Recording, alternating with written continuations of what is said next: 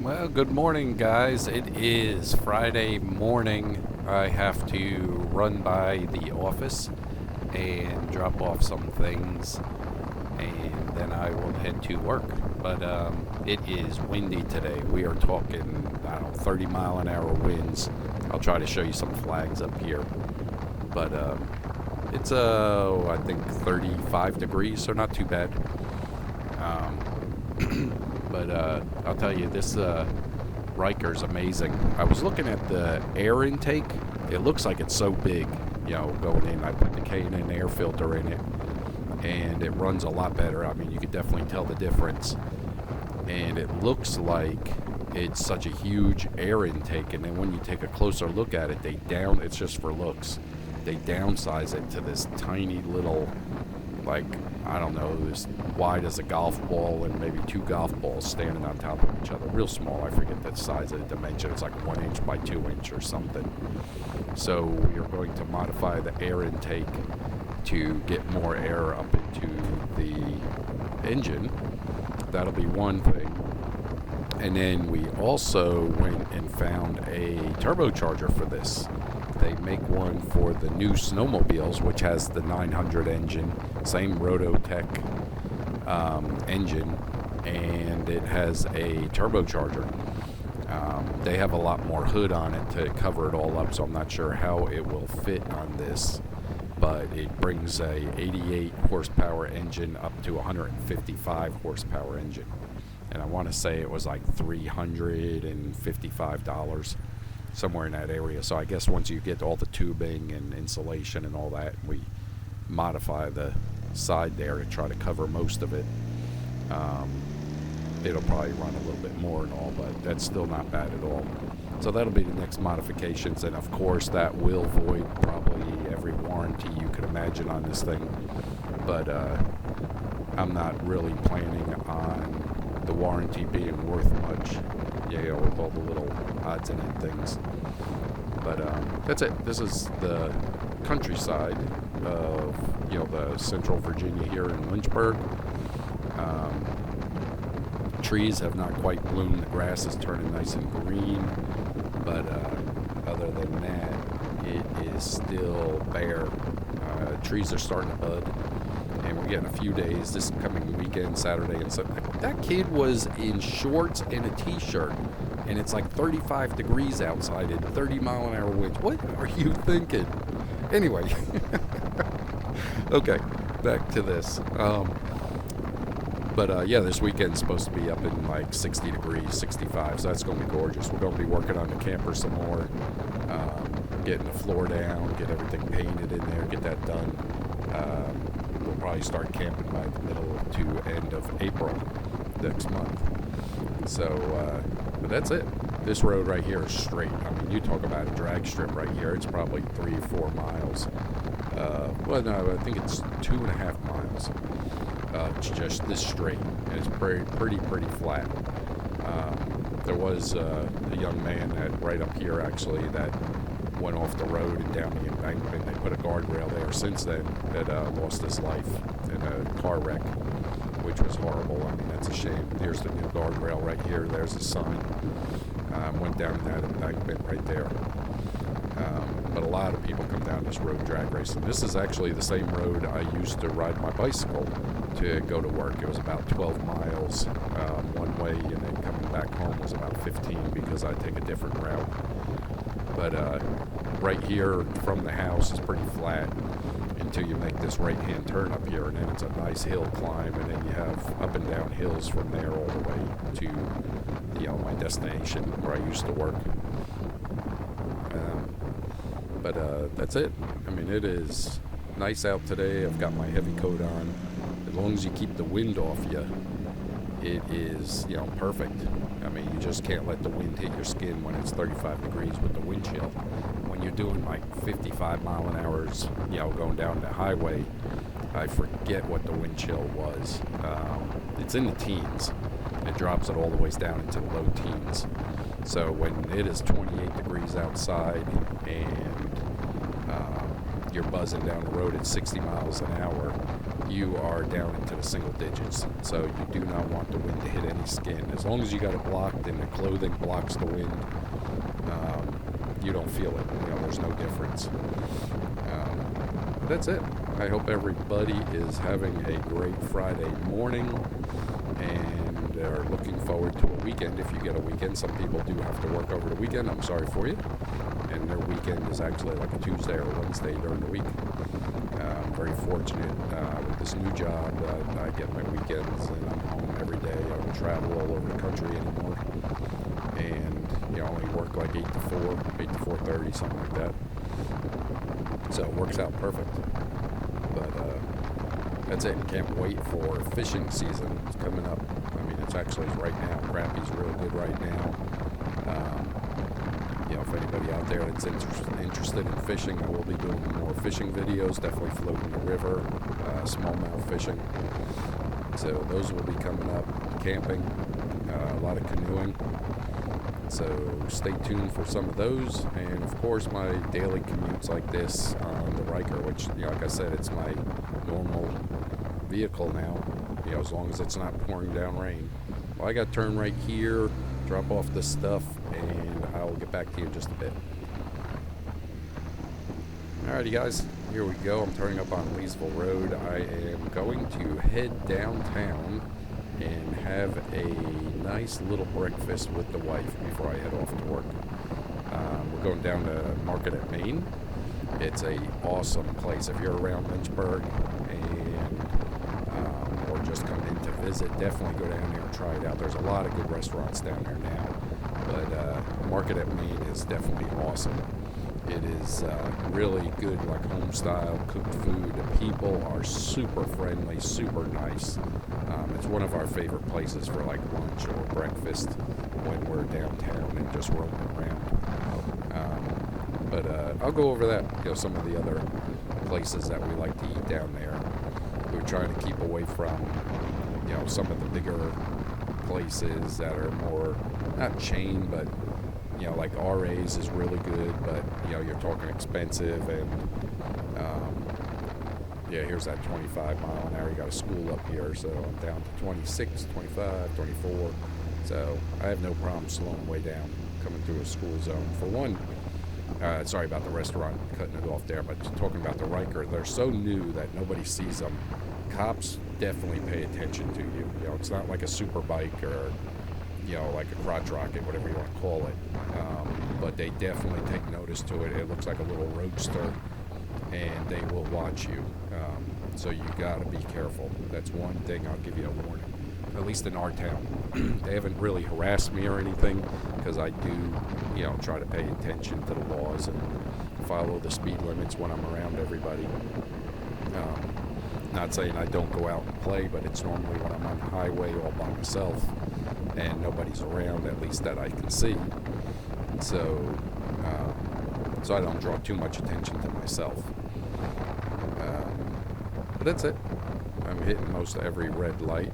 Here comes another one. But anyway, downtown. We love it down there. You grab a bite to eat and all. And there's some others over in Windhurst we like. And I'm trying to think of some of the others that we go to. But definitely Market at Main downtown. Try that one out if you've been down there. Super, super nice people. Every time we go there, it's been really, really nice. Alright, I'm going to cut this video short here. This is just a straight road pretty much down to Timberlake. Hold on. Okay, here's another 25 at school. I'm doing 30. This car's passing me. Yep, of course there's no cop up here. I don't know why they even bother posting those signs. They're very rare they ever enforce them. Look at the beautiful trees. The trees are all blooming around here. Gorgeous. The sun's out, warming up a little bit. So we're going to work on that air intake this weekend. I will try to give you a video on that. We're going to try to open it up a little bit more and see what that does. We just don't want to get too much carburetor noise, or whatever you want to call it, through the air filter. So we got to just watch what we do there. But I have a guy that, you know, really knows about air intakes and turbos and all that other stuff. So we looked at it. He said, yeah, piece of cake. We'll open it up, add some more airflow, and see if that gives us any little bit better performance and maybe gas miles. We'll see if I can stop. I can't stop. I got a truck right on my butt. Normally I would stop at the yellow light like that, but I got a pickup truck right behind me, and I don't want to slam on the brakes. Not in this thing. I mean, it'll be right on top of you. All right, let's give it the gas and get down this ramp right here. Let's see, we're at 50, 60, there's 70. So we're entering the highway at 70 miles an hour, easily. 71.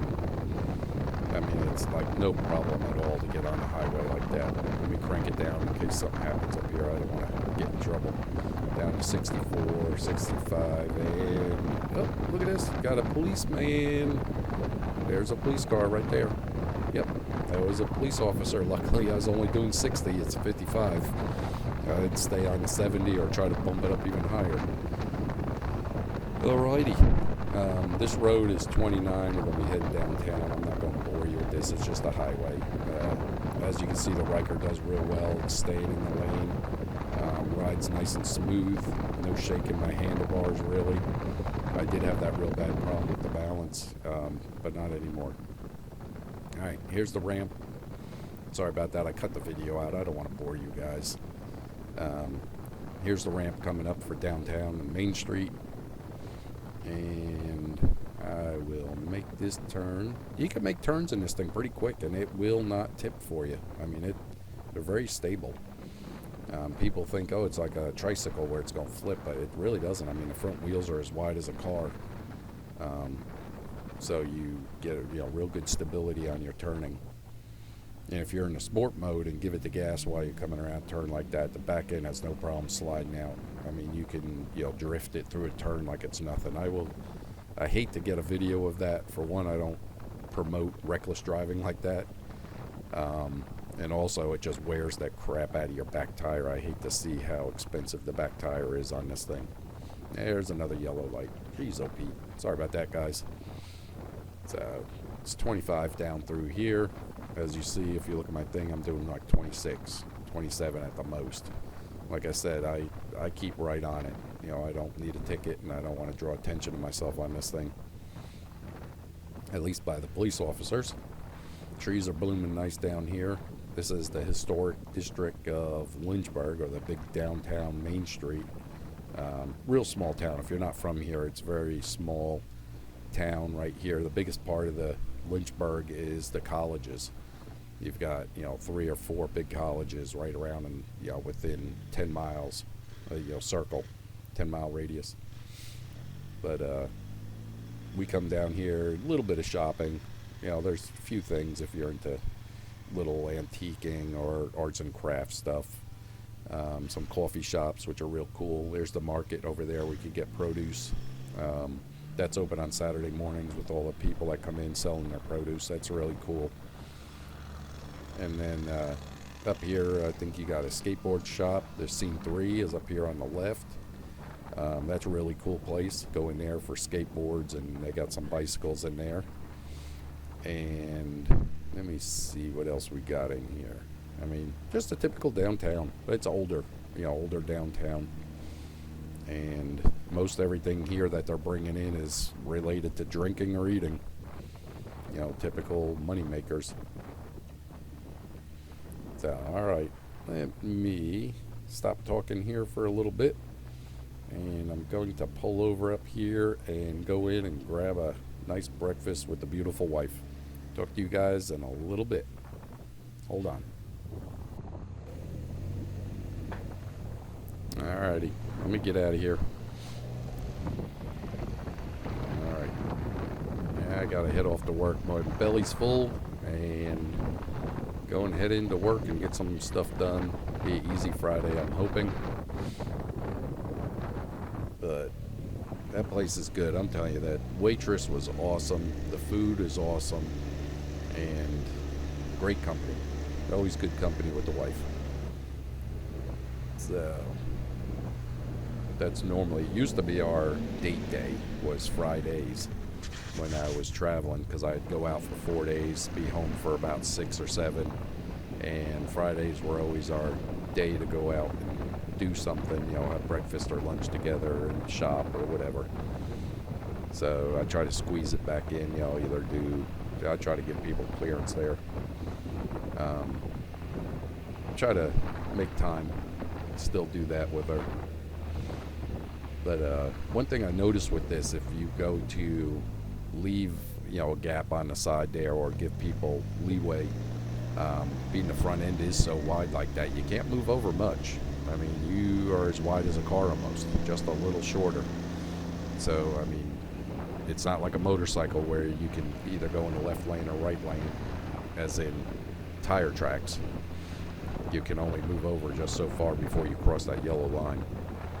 So we'll come up here and I'll make a sharp left and head back down towards the river and take a shortcut down along the river and head out to the expressway. So, but yeah, some of these old buildings here, there's a few that are still standing from the Civil War. This was, really historic town right here for the Civil War, where they brought wounded soldiers here. Supplies would come in here and they'd take it out on train or down by boat to get it down towards Richmond. So yeah, this place is really historic, back in the day, from back then.